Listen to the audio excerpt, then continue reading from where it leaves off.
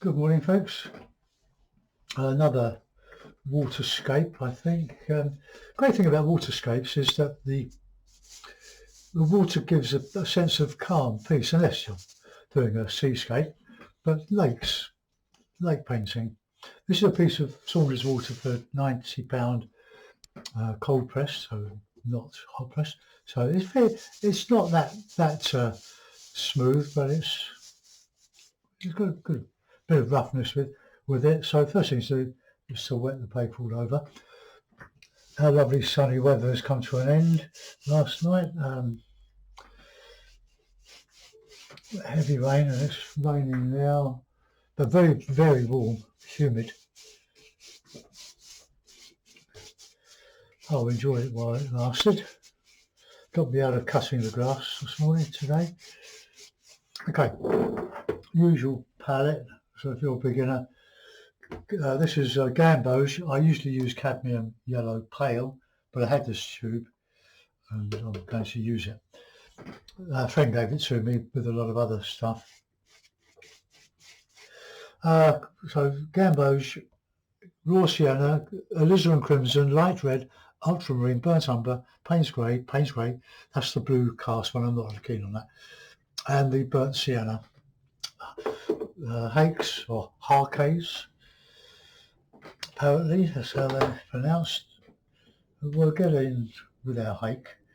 A nice wash of raw sienna. Not too strong. Let's just put it in. It just warms up the whole painting.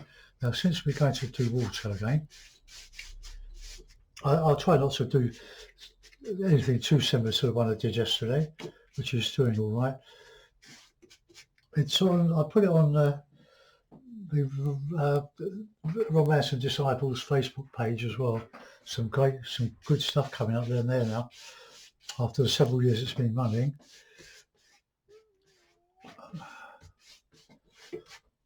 Okay, there we go. Right, now a nice bit of blue in there. This is my way of painting skies. I don't spend a lot of time on them in watercolour. Don't spend a lot of time on them in oil.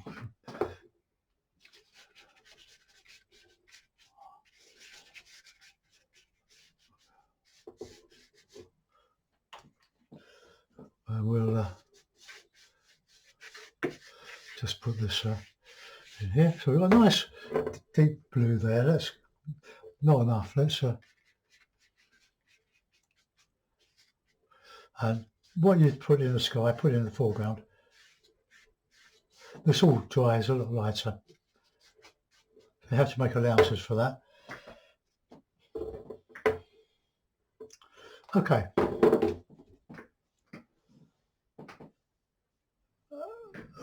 Right, so I'm going to mute you while I dry it. Okay, now this is perfectly flat. Well, almost. Just pull the kinks out, any kinking, and then you'll find that the paper stays very well behaved. You don't need to stretch your paper.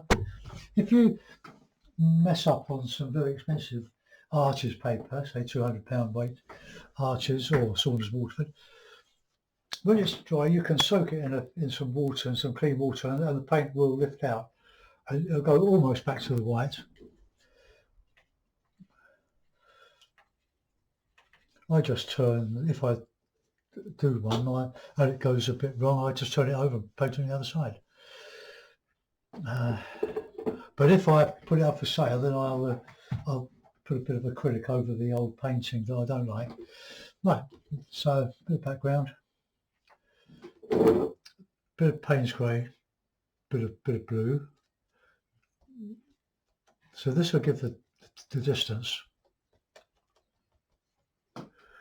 A little bit of red in there.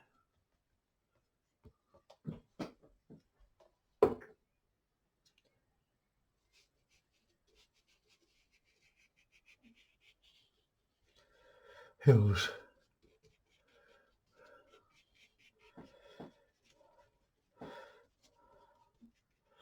The thing is to get your horizon horizontal. You can always draw a faint line across the page if you're a bit worried.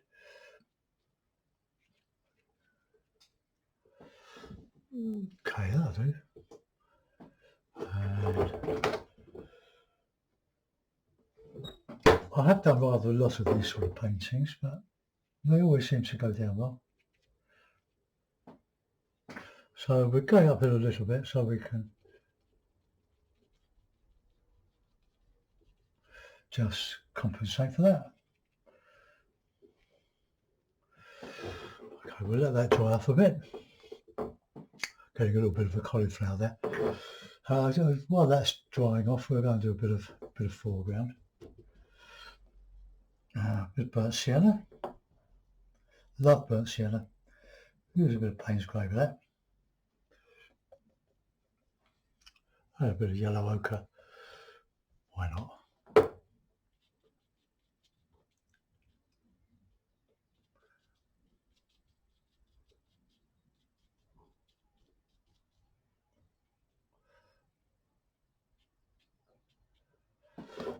Oh, let's get a bit of green in here.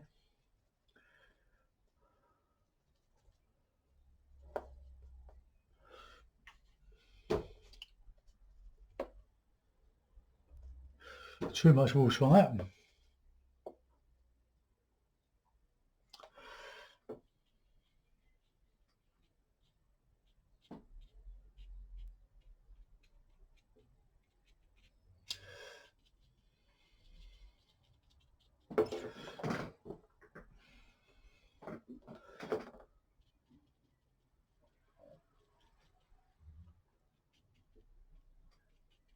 I love salt marsh or marsh grass.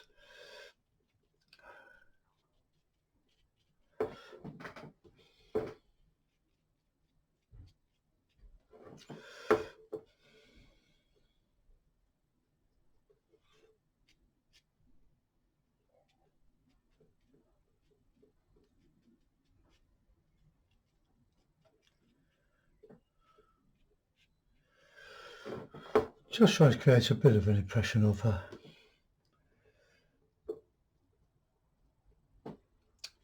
grasses.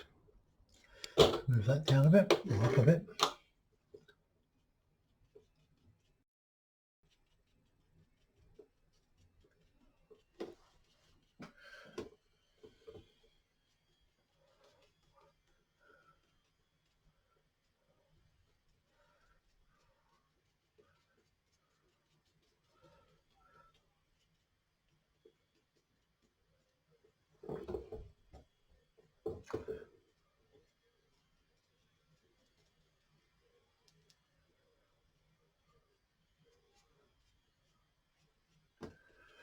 Well, I guess some darkish bits in there.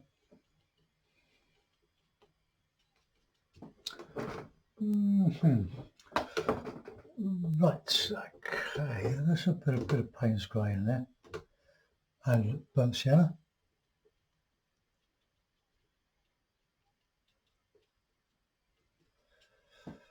Got to allow for the amount of water in your brush. This paper is a little bit rough, so if you haven't got enough water in your brush, it won't deposit the colour. But if you have it too wet, it will just flood. So these great brushes to take a while to get used to. You have, as Ron would say, Ron Ranson, you have to tame them. I'll put a bit of detail in that when I finish this. So put in a bit of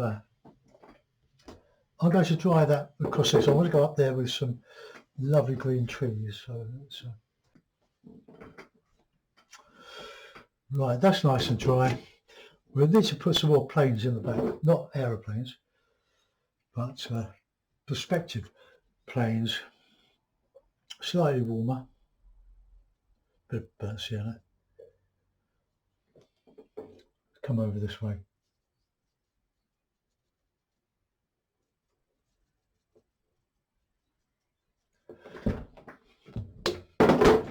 Need to get a bit close to this.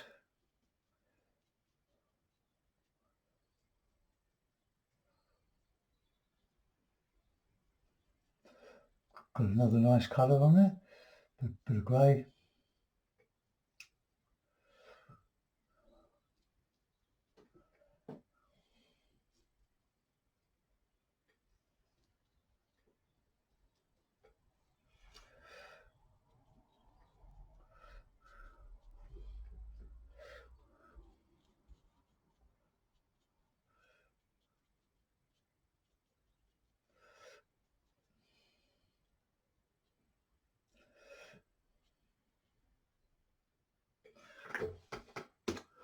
But they're sort of trees.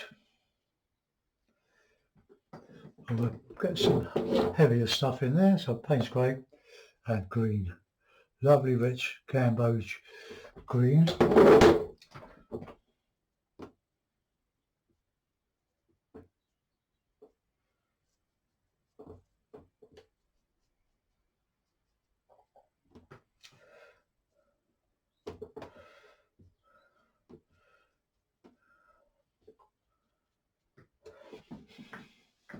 Quite like that bunch here. Put a bit more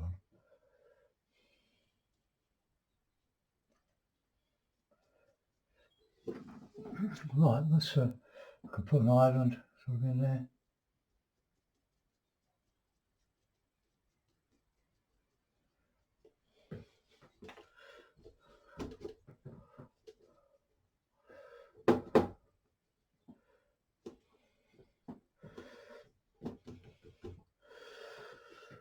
I'll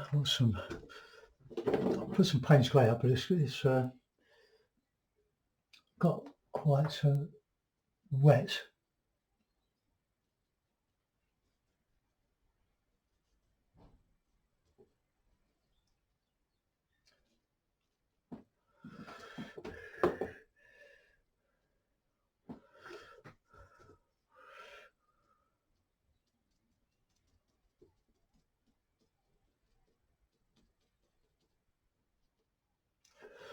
Right, okay, now we're going to go back onto here. I'll use a small hake for that. I'll use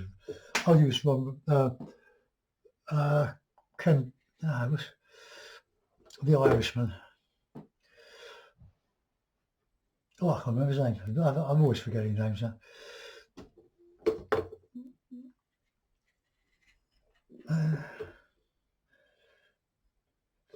Frank Clark, one of his hake. I want a rich green now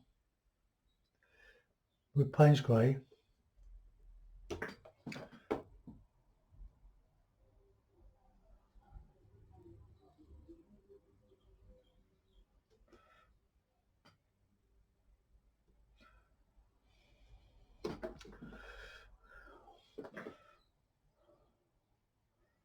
Just add some variety.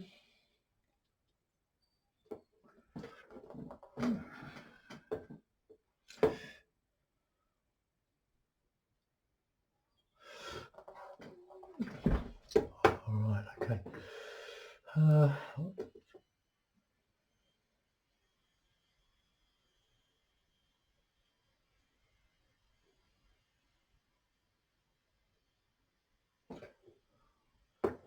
Oh, my back aches.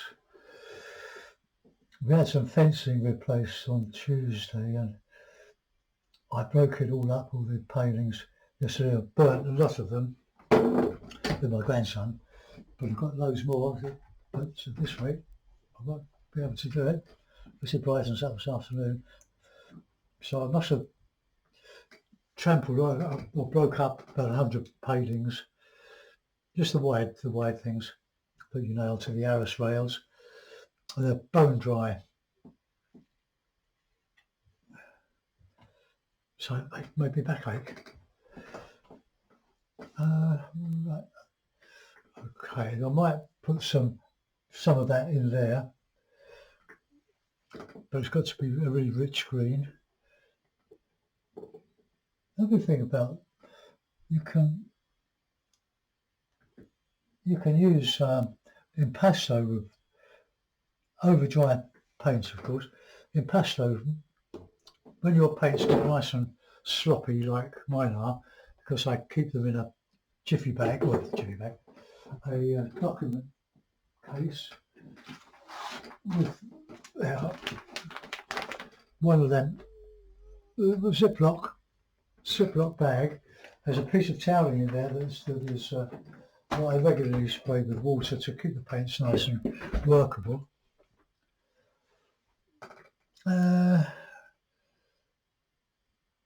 Right, okay, we want to do something a bit of a lighter sort of a blue in here.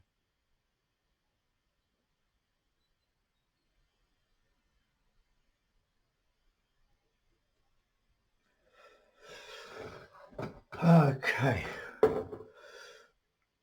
I'll wait till it dries, so I'm going to put some more shadow under there.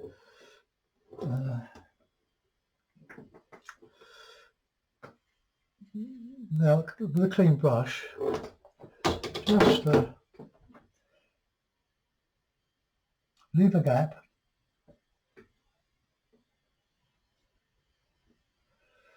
Just wet, and then put that background sort of colour. Just touch the top.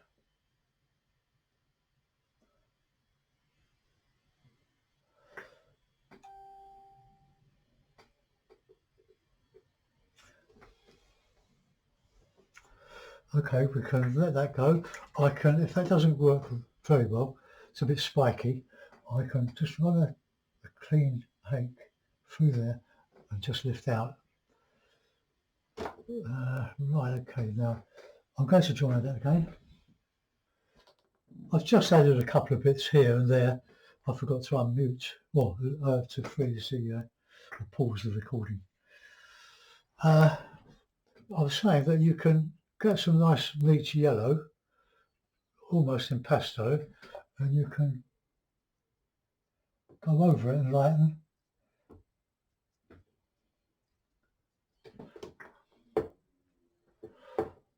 Don't overdo it.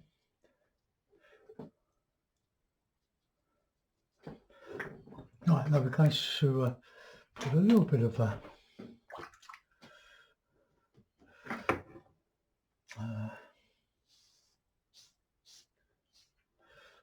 just put in a bit of that green.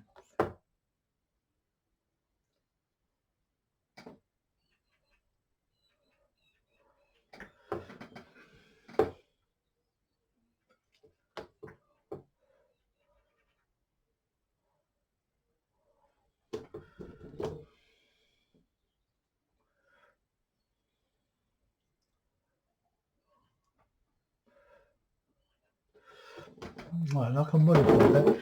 I'm going to try it again. Now you can use a bit of white gouache.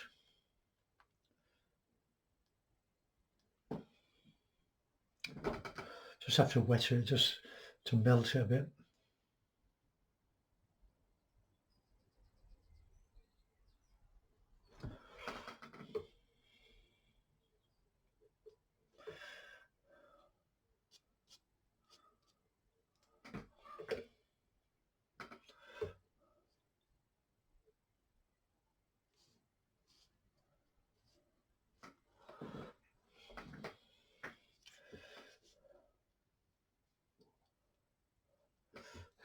Just some dead tree. No, let's get a bit of paint spray now.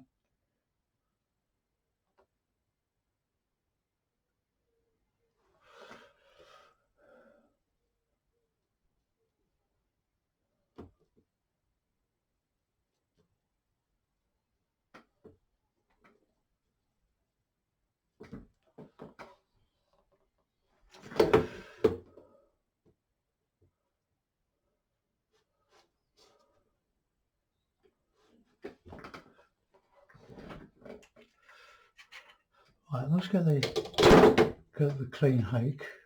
Squeeze out much of the moisture, and then just lift out.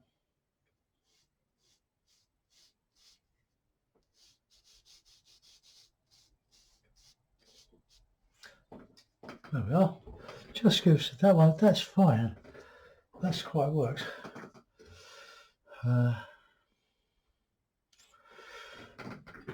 do I want to do any more to this painting? I don't think we do really. I've got this side blocked by that mass of trees on that island, and I'll try to bring it down a bit further. Let's do that.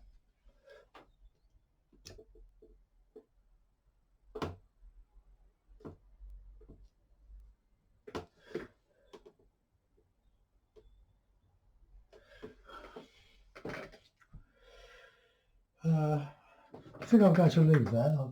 I'll put my birds in.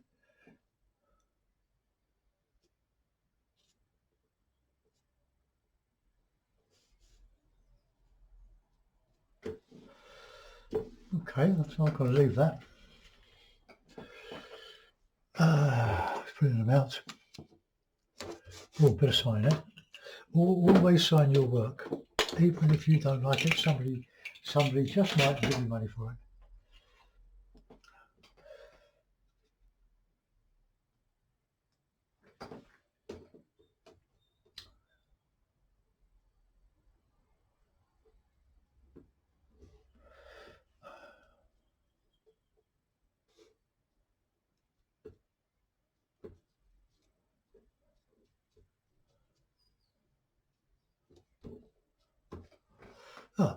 That's ways to show reflections.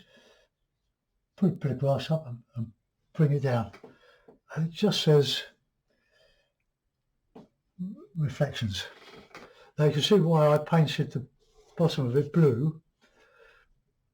It matches the sky. It's lighter than the sky. Here it would be much darker, I suppose. But anyway, quit while you're ahead.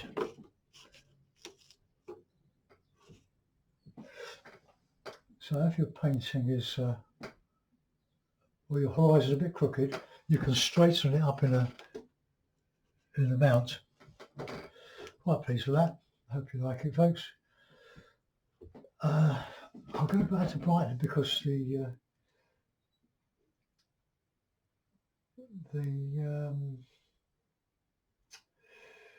mount is a pale ivory.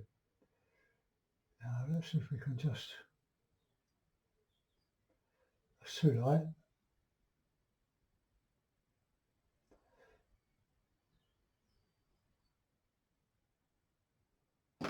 Well, that's pretty good. Oh, there we go. Hope you.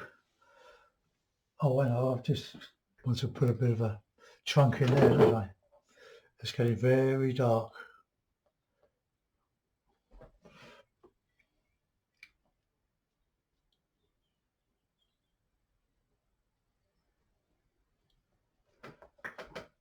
Okay, that'll do.